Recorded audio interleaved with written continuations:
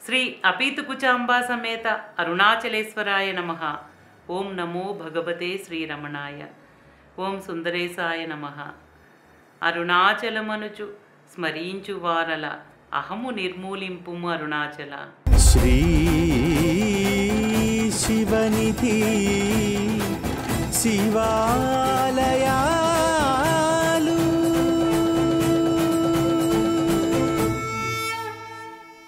శ్రీ శివనిధి శివాలయాల కార్యక్రమంలో ముందు భాగంలో మహిమాన్వితమైన అరుణగిరి ప్రదక్షిణలో భాగంగా మాణిక్యవాచకర్ ఆలయానికి చేరుకున్నాము. ఈ భాగంలో మహాశివ భక్తుడైన మాణిక్యవాచకర్కు ఈ ఆలయంతో ముడిపడి ఉన్న చరిత్రను తెలుసుకుని ప్రదక్షిణగా ముందుకు సాగుదాం.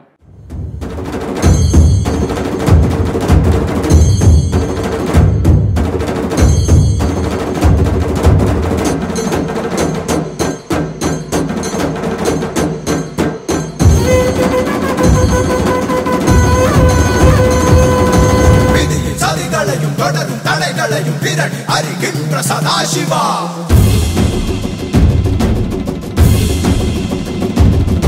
కరడు మురడాన వళిగ కెళతాలు కణకు బలి కొడుకు మహాశివా.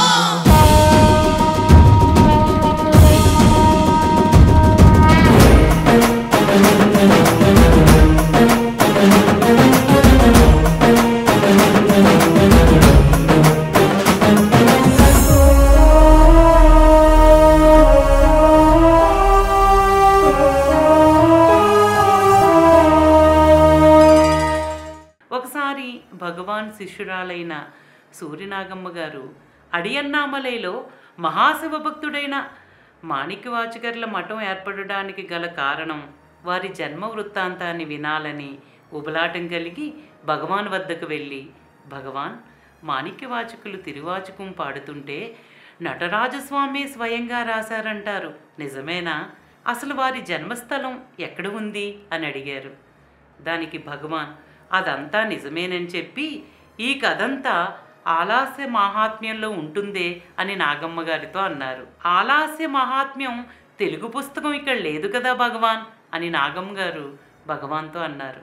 అప్పుడు భగవాన్ అయితే సంగ్రహంగా చెబుతాను అని ఈ విధంగా చెప్పారు. మహాశివ భక్తుడైన మాణిక్యవాచకర్ మధురైకి సమీపంలో వాదవూరు అనే గ్రామంలో జన్మించి చక్కటి విద్యావంతుడై పాండ్యరాజైన అరిమర్దన మహారాజు వద్ద ప్రధానమంత్రిగా ఉంటూ నిరంతరము పరమేశ్వరుని చింతలోనే జీవిస్తూ ఉండేవారు. ఇలా ఉన్న సమయంలో పాండ్యరాజ్యంలో అశ్వదళంలో గుర్రాలు క్షీణించాయని పాండ్యతీరం నుండి గుర్రాలను విక్రయించాలని మహారాజుకు ఒక అధికారి వచ్చి విన్నవించాడు.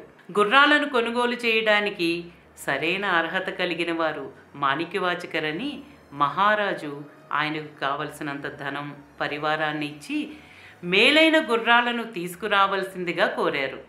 అప్పటికే గురు అన్వేషణలో ఉన్న మాణిక్యవాచకర్ ఈ అవకాశాన్ని తప్పక వినియోగించుకోవాలని మార్గమధ్యంలో ఉన్న అనేక శైవ క్షేత్రాలను దర్శించుకుంటూ గురువు కొరకు తపన పడుతూ ఆవుడేరు కోవిల్గా పేరుగాంచిన తిరుపెరుందొరై శివాలయానికి చేరుకున్నారు. ఆర్తితో పక్వమైన మాణిక్యవాచకర్ చిత్తాన్ని గ్రహించిన పరమేశ్వరుడు 1 సంవత్సరం ముందే బడిపంతులుగా ఆవడయారు కోవిల్కి వచ్చి ఆలయానికి ప్రక్కనే ఉన్న వీధి అరుగులపై పేద పిల్లలను చేరదీసి చదువులు చెబుతున్నారు. అక్కడికి చేరుకున్న మాణిక్యవాచకర్ను బడిపంతుల రూపంలో ఉన్న పరమేశ్వరుడు తమ శిష్యునిగా చేసుకుని ఆలయ ప్రాకారంలో స్థలవృక్షమైన కురుంద వృక్ష నీడలో వేదాంత బోధ గావించారు. మాణిక్యవాచకర్ పులకాంకితులే ఆనంద బాష్పాలు కారుతూ ఉండగా గురువు యొక్క పాదాలపై వ్రాలి ఈ దీనుణ్ణి శిష్యునిగా స్వీకరించి దాసానుదాసునిగా చేసుకోమని ప్రార్థించారు. ఆ సమయం కోసమే వేచి ఉన్న గురు రూపంలో ఉన్న పరమేశ్వరుడు త్రివిధ దీక్షలతో మాణిక్యవాచకర్ను అనుగ్రహించారు. మాణిక్యవాచకర్ తనకు సేవాభాగ్యము కలుగు చేయమని తన గురునాథుణ్ణి ప్రార్థించారు. గురు రూపంలో ఉన్న పరమేశ్వరుడు నీ వద్దనున్న ధనంతో ఆలయాలు, గోపురాలు, ఉద్యానవనాలు, కోనేర్లు, శైవ మఠాలను నిర్మించి సాధు సన్యాసులకు వస్త్ర, వసతి, ఆహారాది సదుపాయములను అందిస్తూ మాహేశ్వర పూజలో కైంకర్యాలను నిర్వహించమని చెప్పి అంతర్ధానమయ్యారు. మాణిక్యవాచకర్ గురుమూర్తి ఆదేశాన్ని నిర్వహించడానికి రాజాజ్ఞను ధిక్కరించటం వల్ల తీవ్ర పరిణామాలు ఉంటాయన్న విషయాలను కూడా లెక్క చేయక రాజకార్యం మీద తన తోటి వచ్చిన వారిని తిరిగి వెళ్ళమని ఆదేశించారు. ఈ విషయాన్ని తెలుసుకున్న మహారాజు కోపంగా మాణిక్యవాచకర్ను తన వద్దకు రమ్మని వర్తమానం పంపారు. రాజధనమంతా శివకైంకర్యం కాగా అశ్వాలను కొనటానికి చేతిలో చిల్లిగవ్వలేని మాణిక్యవాచకర్ ఆవిడయారు కోవిల్లో కొలువై ఉన్న పరమేశ్వరుణ్ణి శరణు వేడారు. భక్తవ శంకరుడైన పరమేశ్వరుడు ఆ రాత్రి మాణిక్యవాచకర్కు స్వప్న దర్శనమిచ్చి చేతిలో అమూల్యమైన రత్నాన్నుంచి దీనిని మహారాజుకు ఇమ్మని, గుర్రాలు శ్రావణ మాసంలో మూలా నక్షత్రం రోజు వస్తాయని చెప్పమన్నారు. మాణిక్యవాచకర్ ఉలిక్కిపడి లేచి తన చేతిలో ఉన్న రత్నాన్ని చూసి ఇది పరమేశ్వరుని యొక్క అనుగ్రహ లీలయే అని తలచి రాజు వద్దకు వెళ్ళి ఆ రత్నాన్నిచ్చి విషయాన్నంతా విశదపరిచారు. అయితే పాండ్యరాజు యొక్క గూఢచారులు ఆవడయారు కోవిలంతా గాలించి అక్కడ గుర్రాల యొక్క ఆచూకీయే లేదని, రాజధనమంతా ఆలయ కైంకర్యం కోసం మాణిక్యవాచకరు వినియోగించారనే సమాచారాన్ని తిరిగి వచ్చి మహారాజుకు అందించారు. అది విన్న మహారాజు కోపోద్రిక్తుడై మాణిక్యవాచకర్ను చెరలో పెట్టి హింసించటం మొదలుపెట్టారు. ఇదిలా ఉండగా శ్రావణ మాసం మూలా నక్షత్రం రోజున అక్కడున్న క్రూర జంతువులను మేలుజాతి అశ్వదళంగా మార్చి సాక్షాత్తు పరమేశ్వరుడే అశ్వపతి రూపంలో వేదాలనే గుర్రాలుగా చేసుకుని అధిరోహిస్తూ మహారాజు వద్దకు వచ్చి అశ్వాలతో బహుముఖ విన్యాసాలను ప్రదర్శిస్తూ వాటిని అప్పగించారు. దానిని చూసి ముచ్చటపడిన మహారాజు ఆ గుర్రాలను అశ్వశాలలో కట్టించి అశ్వపతిగా వచ్చిన పరమేశ్వరునికి బహుమతులిచ్చి సత్కరించి పంపారు. తన పొరపాటును సరిదిద్దుకుని మహారాజు మాణిక్యవాచకర్ని సముదాయించారు. ఆ రాత్రి అశ్వశాలలో కట్టిన మేలైన గుర్రాలన్నీ తమ పూర్వపు రూపాలను తీసుకుని అక్కడున్న గుర్రాలన్నింటినీ చంపి పారిపోయాయి.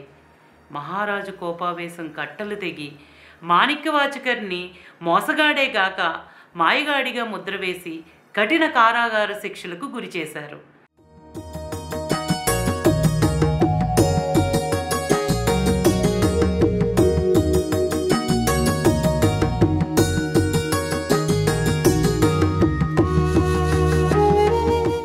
ఇంతలో పాండ్యరాజ్యంలో వైగై నదికి హఠాత్తుగా వరదలు వచ్చి మధురా నగరం అంతా మునిగిపోయే ప్రమాదం ఏర్పడింది.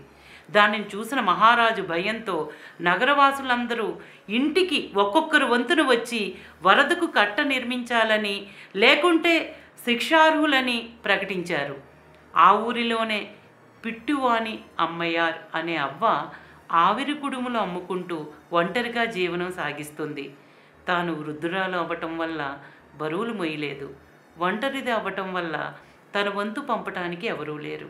కూలికి ఎవరినైనా కుదర్చడానికి చేతిలో చిల్లిగవ్వ కూడా లేదు. ఏం చెయ్యాలో దిక్కుతోచక మధుర మీనాక్షి ఆలయంలో కొలువై ఉన్న సుందరేశ్వరుణ్ణి శరణు పొందింది. దయాద్ర హృదయుడైన సుందరేశ్వరుడు కూలివాని వలె రూపం ధరించి పలుగుపారా భుజాన్నెత్తుకుని పిట్టు అవ్వ వద్దకు వచ్చి నీ వంతు పనిని నేను చేస్తాను అని అన్నారు. దానికి పిట్టు అవ్వ నేను నీకు కూలి ఇవ్వలేను నాయనా అంటే, పర్వాలేదవ్వా, నువ్వు వండే కుడుముల్లో తుంపులు ఇస్తే చాలు, కడుపు నింపుకుని సరిపెట్టుకుంటాను అని కూలివాణి రూపంలో వచ్చిన సుందరేశ్వరుడు అన్నారు. పిట్టు అవ్వ కుడుములు చెయ్యబోతే అన్నీ తుంపులే కాసాగాయి. ఆశ్చర్యంతో పిట్టు అవ్వ గిన్నెలో ఉన్న పిండిని చూస్తే పిసరెంతైనా పిండి తరగలేదు. పిట్టు అవ్వ పులకాంకితురాలై తుంపులన్నీ మూటగట్టి కూలివాణి రూపంలో ఉన్న సుందరేశ్వరునికి ఇచ్చింది. మాయావేషధారి అయిన సుందరేశ్వరుడు ఆనకట్టుకు సాయం చేస్తానని వెళ్ళి పనిచేయక కూనిరాగాలు తీస్తూ తోటివారి పనికి కూడా అంతరాయం గావిస్తూ ఉన్నారు. కొంతసేపు అయ్యాక కూలివాడు పనిముట్లు పక్కన పడేసి చెట్టు నీడను పడుకున్నారు. కొంతసేపటికి పాండ్యరాజు తన అధికార పరివారంతో కట్ట పనులు ఎంతవరకు వచ్చాయో చూద్దామని పరిశీలిస్తూ ఉండగా అవ్వవంతు పని ఇంకా మొదలు కాలేదని తెలిసింది. మహారాజు అక్కడున్న వారిని విచారించగా ఆ కూలివాని లీలలన్నీ వారు మహారాజుకు విన్నవించారు. రాజు కోపావేశంతో ఆ కూలివాణ్ణి పిలిపించి తిడుతూ తన చేతిలో ఉన్న చండ్రకొలతో ఆ కూలివాని వీపు మీద గట్టిగా కొట్టారు.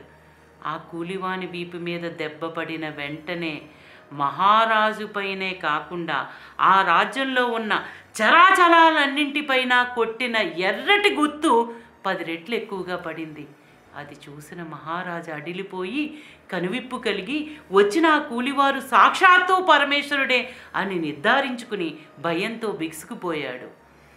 మాయా మానుష రూపంలో అదృశ్యమై మహారాజుతో, రాజా, మాణిక్యవాచకరు నా ప్రియభక్తుడు.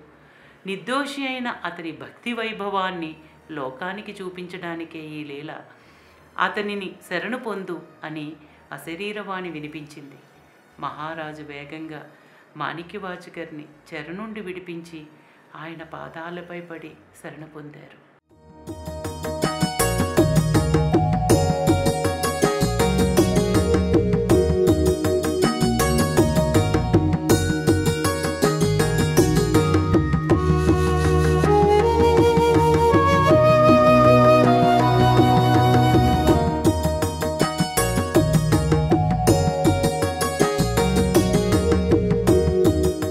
చెర నుండి బయటికి వచ్చిన మాణిక్యవాచకర్ శివక్షేత్రాటనగా వెళుతూ అరుణాచలం వచ్చి ఈ ప్రదేశంలోనే నివసిస్తూ 20 పద్యాలు గల తిరువెంబావై, మరో 20 పద్యాలు గల తిరువమ్మానై అనే రచనలతో పరమేశ్వరుణ్ణి కీర్తించి అరుణాచలేశ్వరుని అనుగ్రహానికి పాత్రులయ్యారు. ఇప్పటికీ ద్రవిడ దేశంలో ధనుర్మాస పారాయణంగా ప్రతి శివభక్తుడు తెల్లవారుజామునే లేచి పుణ్యస్నానాదులను ఆచరించి పవిత్రమైన తిరువెంబావైని పఠిస్తారు. ఇంతటి శ్రేష్టమైన తిరువెంబావైని మాణిక్యవాచకరు ఈ ప్రదేశంలో రచించటం, మనం ఈ ప్రదేశాన్ని ఇప్పటికీ దర్శించుకోవటం అనేది అరుణాచలుని కరుణా కటాక్షాలకు తార్కాణం. ఈ ఆలయంలో నెలకొని ఉన్న మాణిక్యవాచకర్ను భక్తులు ఎంతో భక్తి ప్రపత్తులతో నమస్కరించి తిరువెంబావైని ఆలపిస్తారు. ఈ ఆలయం చుట్టూ ఉన్న ప్రాకారపు గోడలపై మహాశివభక్తులైన 63 నాయనార్ల చిత్రాలు చిత్రీకరించబడి ఉన్నాయి.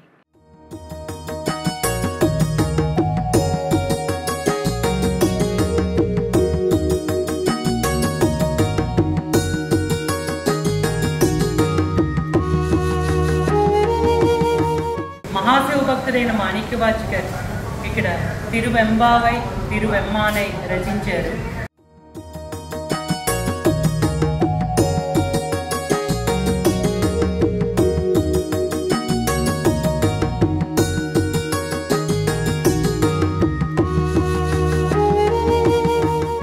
మహాశివభక్తుడైన మాణిక్యవాచకర్ యొక్క అనుగ్రహ ఆశీస్సులను కూడా పొంది అరుణగిరి ప్రదక్షిణను కొనసాగిద్దాం.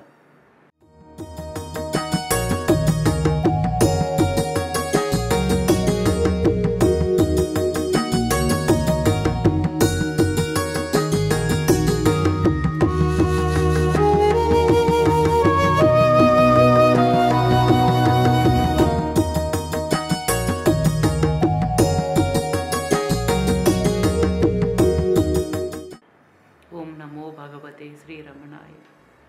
శ్రీ అపీతకుచాంబా సమేత అరుణాచలేశ్వరాయ నమః. ఓం సుందరేశాయ నమః. ప్రేమతో నీనామమాలించు భక్త భక్తుల భక్తుగా బ్రోవు అరుణాచల.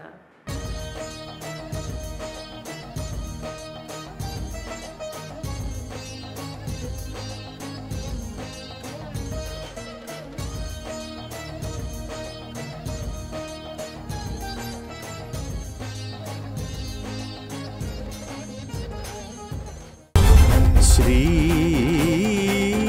శివనిధి శివాలయా